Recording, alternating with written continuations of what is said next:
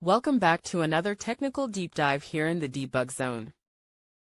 Today, we're tackling a big question and breaking it down with insights from other users.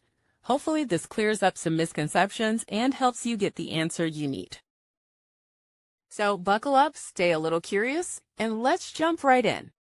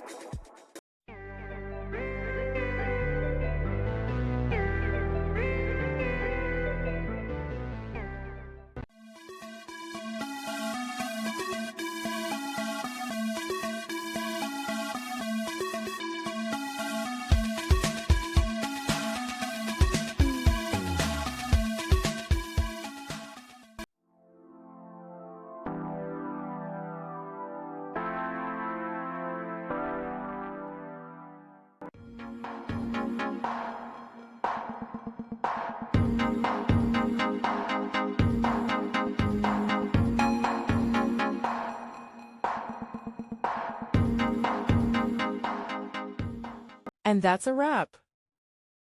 I hope you found the answer you were looking for. If you did, take a second to hit that subscribe button. It really helps out.